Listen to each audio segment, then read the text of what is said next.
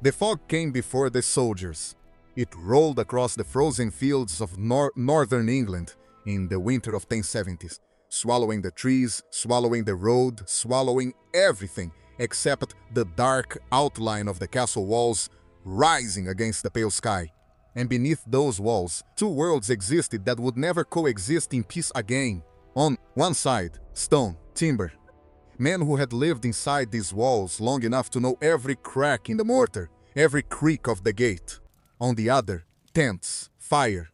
An army that had crossed the Channel 4 years earlier and was still even now fighting to convince this island that it had been conquered. The year was 1070.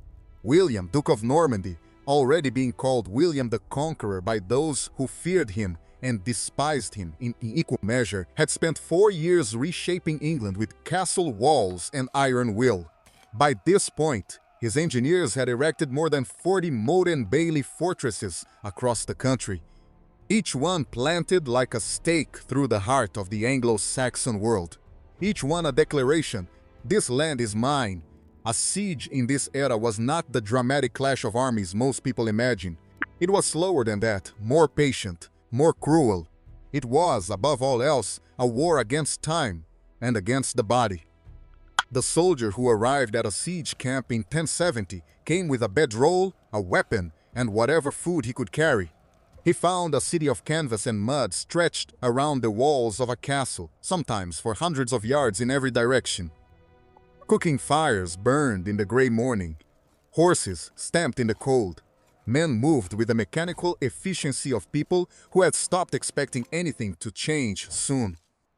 For many of them, that first morning outside the walls would stretch into weeks, sometimes months. A motte and bailey castle, the standard Norman design of this period, was deceptively simple. A steep earthen mound, the moat, rising 15 to 30 feet from the ground, topped with a wooden keep where the lord and his household sheltered. Below it, the bailey, an enclosed courtyard ringed by a timber palisade, where soldiers, horses, supplies, and servants crowded together in an increasingly desperate calculation of how long everything would last. The Normans had perfected the art of building these structures fast. A skilled team could raise a motte and bailey in as little as 8 days. They could not always take one in 8 weeks. This is the paradox that defined castle warfare in G7 England. The weapons that could break a wall, mangonels hurling stone, battering rams dragged by teams of men, mining crews tunneling under foundations in the freezing earth, all required time, labor, and an enemy willing to hold out long enough to make them necessary. And the defenders almost always held out. Not because they were brave, though many were. Not because they had superior numbers.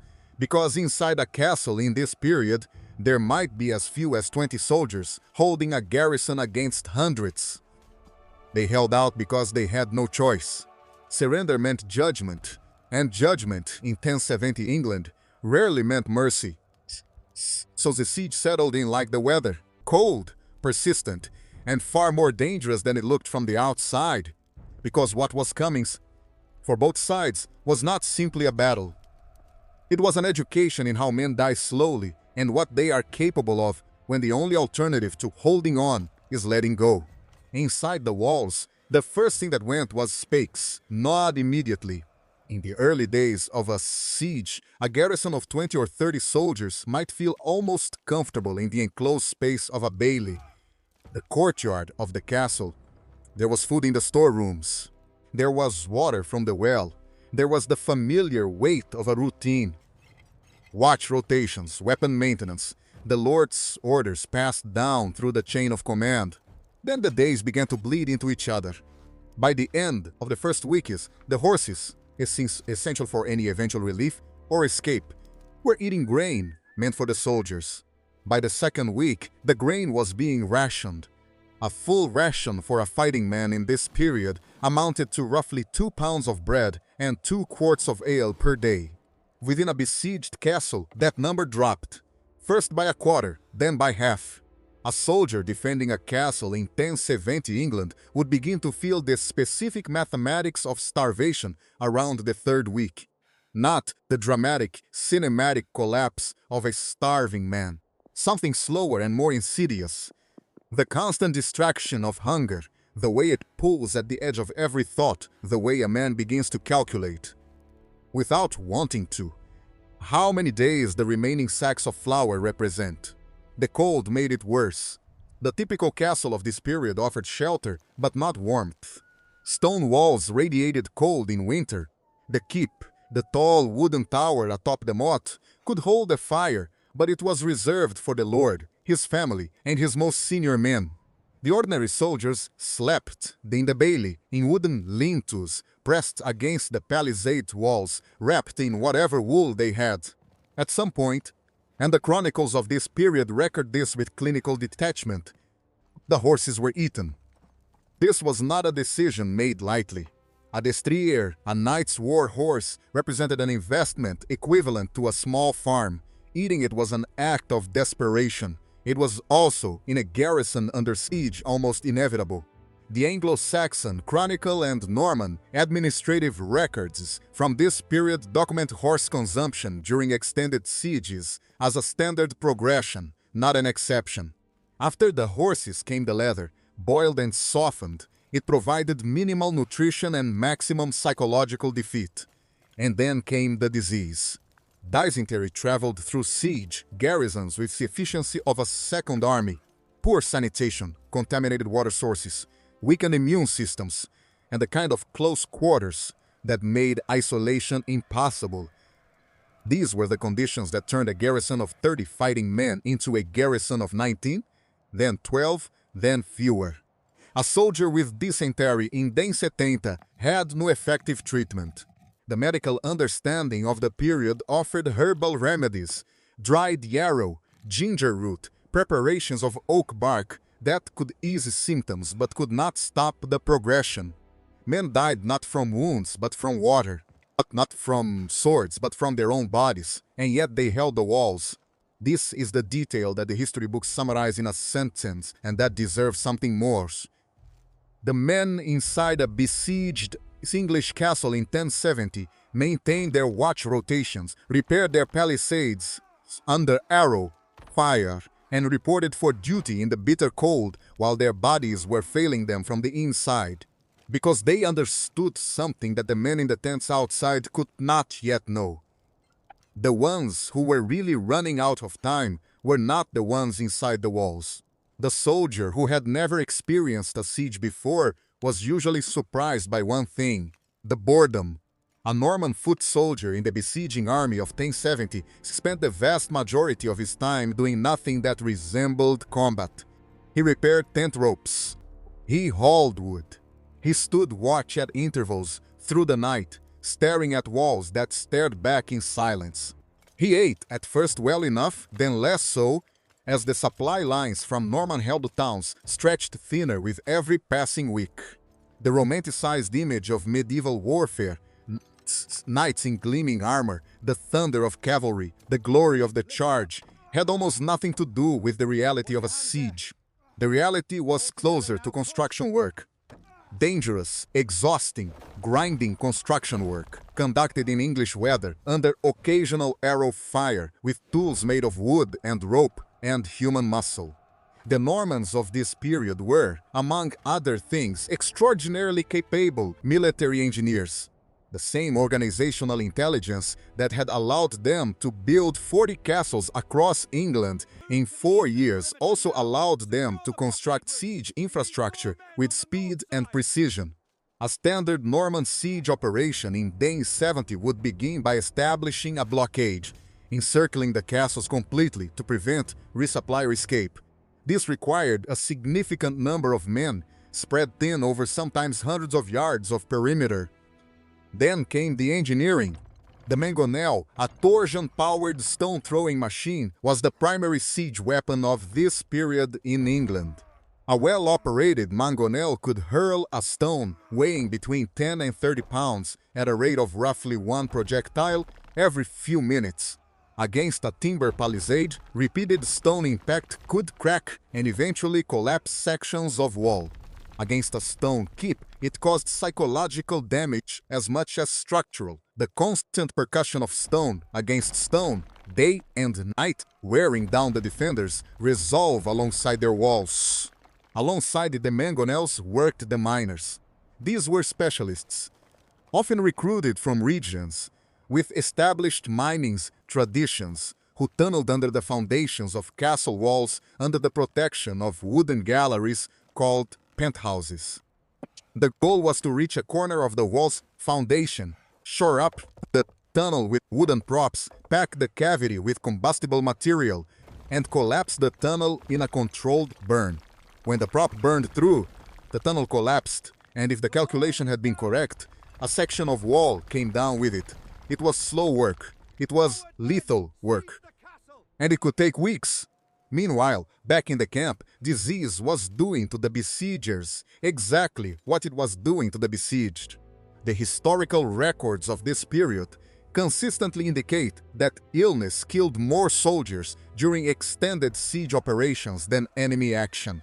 The sanitation of a siege camp, thousands of men and animals concentrated in a small area for weeks or months, created conditions that modern epidemiologists would recognize immediately as catastrophic.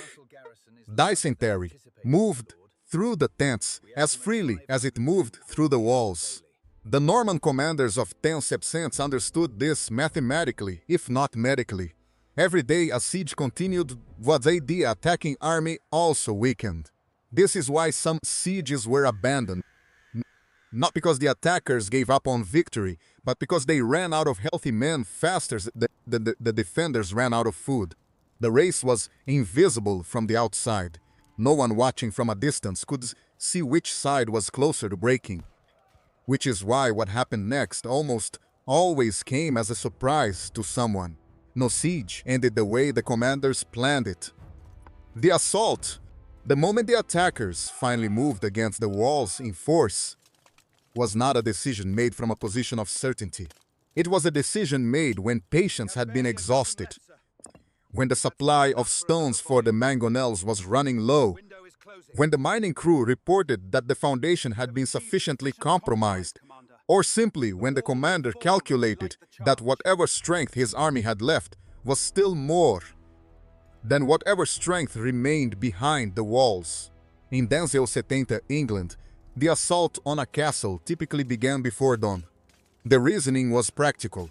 Darkness masked the approach of the siege tower, a wooden structure on wheels, tall enough to reach the top of the palisade, packed with soldiers on multiple levels, pushed toward the wall by men at the base, under a constant rain of arrows and stones from the defenders above.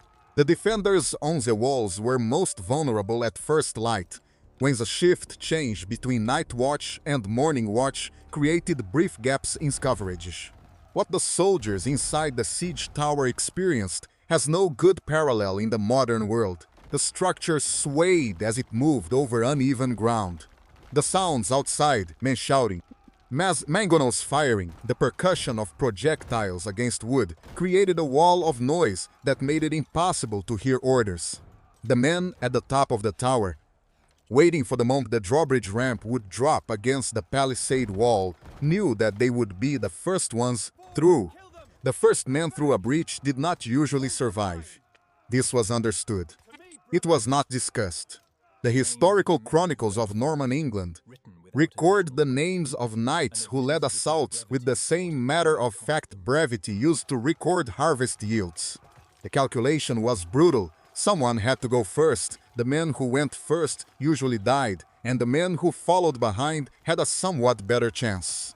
Inside the walls, the moment the tower made contact with the palisade, every remaining defender moved to that point. A garrison that had been 20 men at the start of the siege, and was now perhaps 12, some dead of illness, some too weak to fight effectively, concentrated everything at the breach. The combat that followed in those first minutes was close, closer than most battlefield fighting. The confined space of a bailey, the palisade wall, the gate structure. These were not environments designed for the organized maneuver of armies. They were environments where the outcome was decided by the man who could keep swinging when he was exhausted and wounded and terrified. The Siege of Exeter in 1068, one of the best documented English sieges of this period, lasted 18 days before the city surrendered. When William's forces entered, the king himself ordered that no man be harmed, a calculated act of political mercy designed to discourage further resistance across England.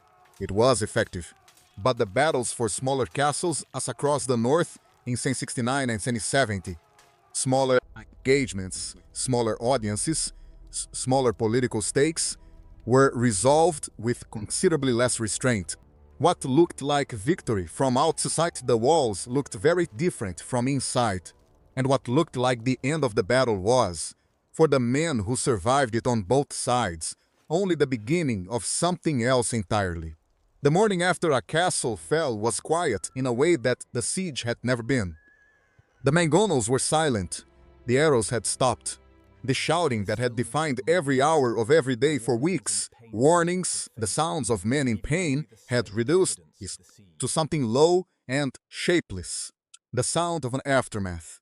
A soldier who survived the fall of a castle in 1070, England faced a specific set of realities depending on which side of the wall he had been standing on.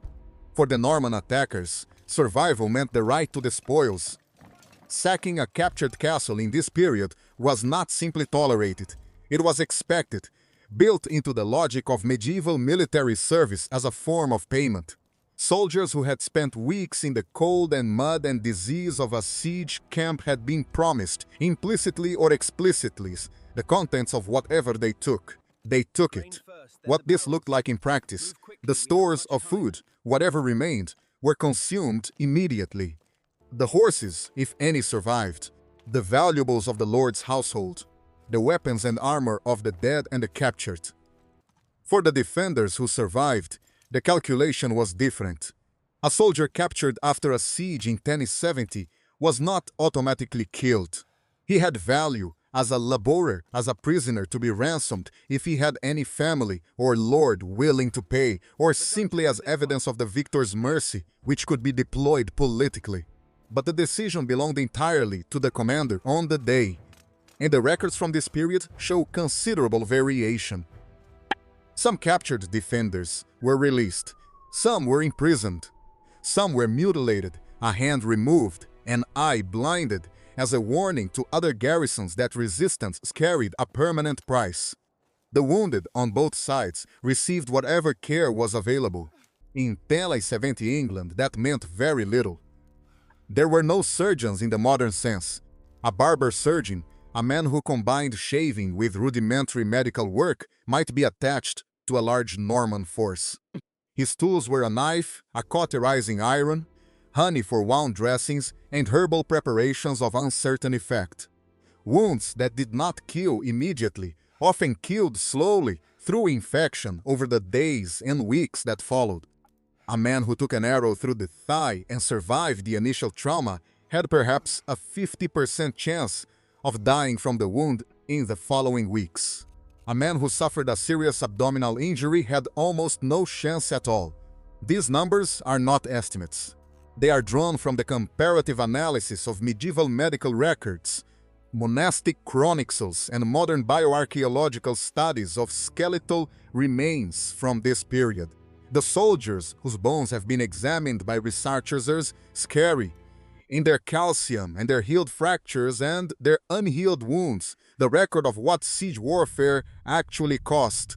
William the Conqueror died in 1087, 17 years after the events we have been following.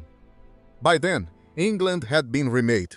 The Anglo-Saxon aristocracy had been almost entirely replaced by a Norman one. The castles that had been instruments of conquest had become instruments of governance. The Domesday Book, commissioned by William in 1086, catalogued every field, every village, every mill in England with the precision of a man who intended to own it all. The soldiers of 1070, the ones who held the walls and the ones who broke them, are not in that book. They are in the walls themselves. In the earthen mounds that still rise from English fields today, in the stone keeps that replaced the timber ones in the decades that followed, in the landscape of a country that was broken and remade by men whose names we will never know, who stood in the cold and the mud and held on because letting go was not an option they had been given.